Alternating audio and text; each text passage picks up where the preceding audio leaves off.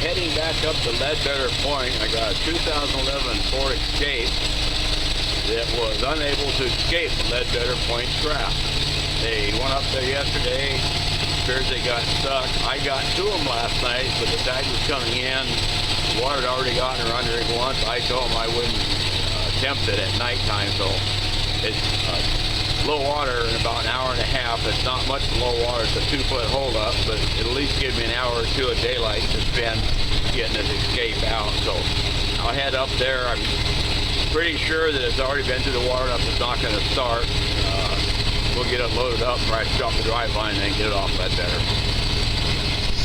We're only about an hour away from low water, and there's not a lot of beach here. I'm going to be about the same predicament as last night. I'm not going to have a lot of beach that's going to be hard to drive on when I get up there. It's going to be soft probably for about a half a mile. I'm not sure if I can drag that rig under its own power half a mile, but we'll give it a shot. I don't think there's anybody else up here. I don't see any of the track, so hopefully nobody's vandalized the rig. Well, it's still there. I got a lot more beach to drive on now. I can, if I have to drag it, I only have to drag it probably a couple hundred feet to hard sand, so that'll make my life a lot easier. Looks like the water got a little bit further around it this time, though.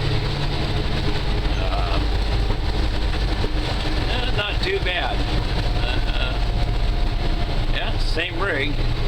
I don't know, the waves didn't hardly even get up to it last night.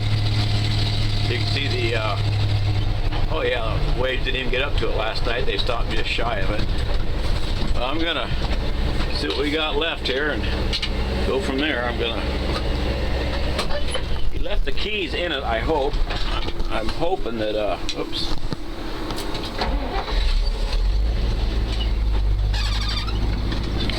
I brought a jumper battery with me. I'm hoping it's just a dead battery. If it is, I'll drag it down to hard stuff and get him going. You can see where the waves washed up around it, but I don't think they got inside of it last night. This wave stopped right, well, you can see our footprints from last night, so it hasn't been that deep, just washed around a little bit. Hopefully he left the keys in it.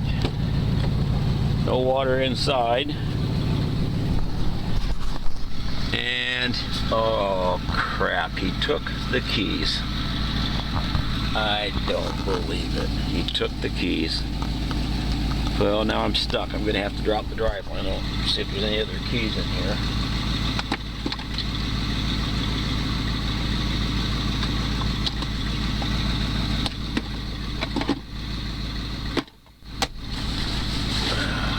Darn it.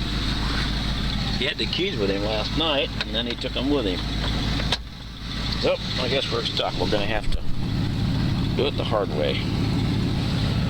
Hook onto it, take the drive line out, and tow it. Well, I lifted the back end up. I can get to the back drive line. I'll undo the bolts in the back drive line and turn around and pick the front end up, and that'll get us out of here.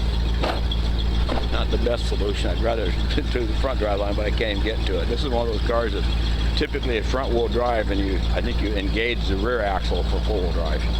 So it's easier to get to the rear drive line. About these extra long wrenches for undoing drive lines. It gives me a lot more leverage for them.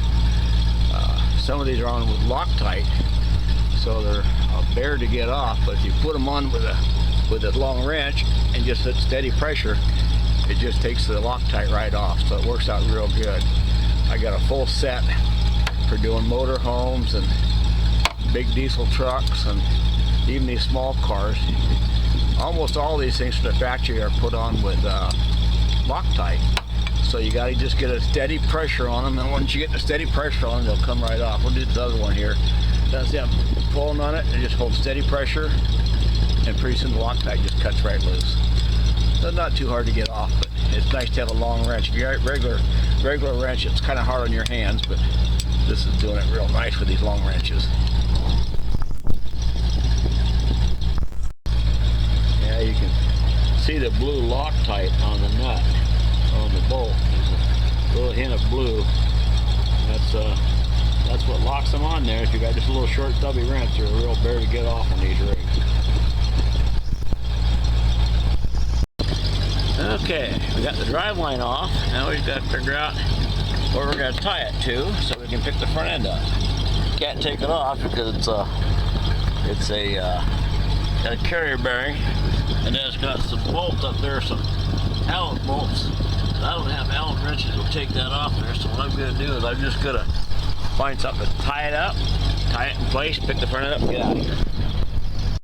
Now, we're all loaded up, and we're going to get off Leadbetter. We're not quite to Leadbetter Point. It's about another half, 3/4 miles to the end of the peninsula, and that's where it curves around. That's where that rig was here a week ago in the soft, wet sand. So we're still probably half a mile south of the very tip of the point. I don't know if this rig can be a toll or not. It could very well be.